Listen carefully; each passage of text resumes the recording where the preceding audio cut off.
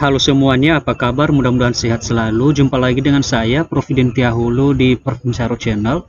Kita sangat bersyukur teman-teman bahwa beberapa hari yang lalu sudah keluar pengumuman hasil seleksi P3K Guru Formasi 2022, mulai dari pelamar P1, P2, P3, dan juga P4. Yang menjadi permasalahannya sekarang teman-teman yaitu banyak pelamar yang mendapatkan lokasi penempatan yang tidak sesuai dengan yang dilamar sebelumnya. Apakah pelamar tersebut bisa mengganti atau pindah penempatan di sekolah yang mereka pilih sebelumnya? Mari simak terus video berikut ini. Namun sebelumnya jangan lupa like, subscribe dan nyalakan loncengnya karena itu semua adalah gratis dan gak berbayar. Bagi teman-teman pelamar P3K 2022, sudah bisa dipastikan ya bahwa hasil seleksi atau pengumuman penempatan sudah keluar. Informasi ini bisa dicek pada laman sscsn.bkn.go.id. Silakan login terlebih dahulu teman-teman dengan memasukkan nick dan password yang pernah dibuat dulu pada saat pendaftaran. Namun pada video kali ini teman-teman kita tidak membahas bagaimana cara mengecek hasil seleksi atau pengumuman tersebut. Di sini saya menganggap bahwa kita semua bisa melihat sendiri dan login sendiri di akun kita masing-masing. Nanti setelah teman-teman sudah masuk, maka di bagian paling bawah akan muncul pengumuman seperti ini, yaitu di sini tertera seleksi kompetensi P3K. Hasil prasangga menyatakan Anda lolos seleksi P3K Guru tahun 2022. Hasil kelulusan akhir akan diumumkan setelah masa sangga berakhir.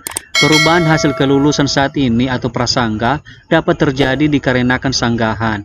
Kelalaian peserta dalam membaca dan memahami pengumuman menjadi tanggung jawab peserta. Mulai dari jenis prioritas yaitu P1, kemudian di sini ada lokasi penempatan, TK Negeri 1 Atap Lawelu, kemudian di sini ada nilai perolehan teman-teman ketika teman-teman tersebut mengikuti seleksi P3K 2022 kemarin, mulai dari nilai wawancara, nilai manajerial, nilai sosial kultural, kemudian ditambah juga dengan nilai teknis dan afirmasi, kemudian juga ada nilai teknis murni, dan yang terakhir adalah ada total nilai. Kemudian juga ada keterangan mendapatkan afirmasi, disabilitasi atau tidak, dan juga apakah mendapatkan afirmasi sertifikat pendidik, dan di sini adalah tidak.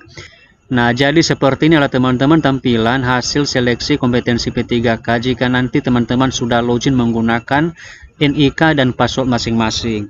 Kemudian teman-teman perlu kita ketahui juga bahwa pada pengumuman tersebut teman-teman bahwa ada tertera lokasi penempatan. Di sini ada lokasi penempatan yaitu TK Negeri 1 Atap Lawelu. Dan inilah yang kita bahas teman-teman pada video kali ini, apakah lokasi penempatan ini bisa kita ganti atau tidak. Untuk masalah lokasi penempatan sebenarnya teman-teman banyak pelamar yang mengeluh dengan hal itu. Mungkin dulu waktu melamar dia tidak memilih lokasi tersebut, tapi pada saat keluar pengumuman ternyata dia ditempatkan di situ yang mungkin sangat jauh dari tempat tinggal saat ini, atau mungkin saja juga sulit untuk dijangkau. Dengan demikian teman-teman tidak ada salahnya kan jika seandainya kita mengajukan pindah atau ganti lokasi penempatan. Namun yang menjadi permasalahannya sekarang adalah apakah kita diperbolehkan atau tidak melakukan pergantian lokasi penempatan tersebut.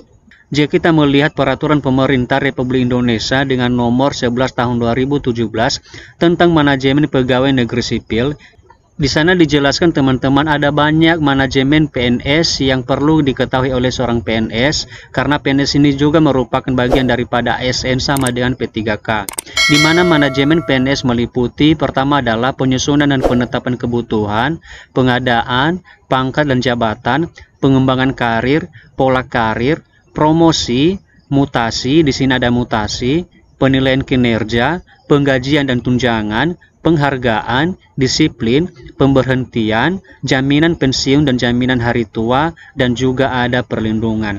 Dan inilah teman-teman sejumlah manajemen PNS yang mungkin harus diketahui oleh seorang PNS tersebut.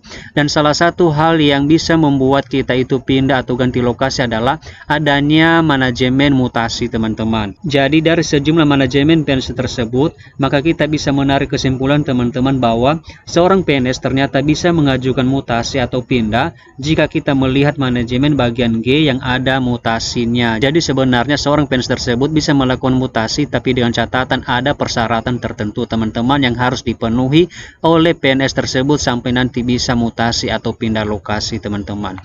Lalu sekarang kita juga melihat bagaimanakah peraturan pemerintah tentang manajemen pegawai pemerintah dengan perjanjian kerja.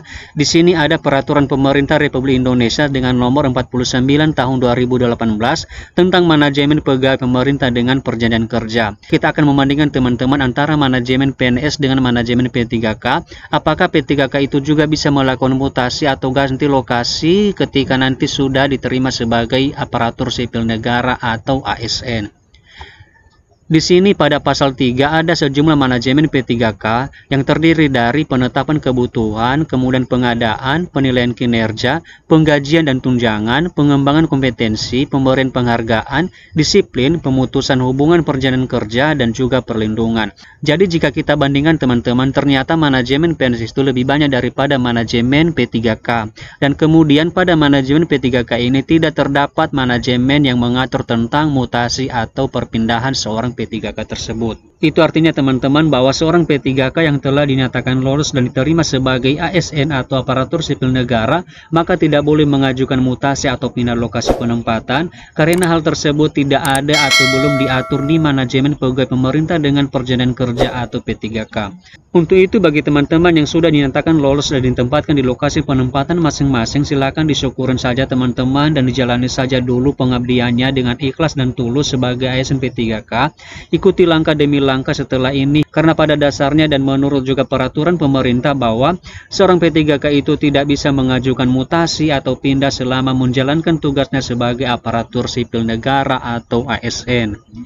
Demikian sajalah teman-teman informasi yang bisa kita bagikan melalui video ini. Semoga bisa bermanfaat dan menjadi bahan pertimbangan bagi Bapak Ibu guru semua yang telah lolos P3K mulai dari P1 sampai dengan P4.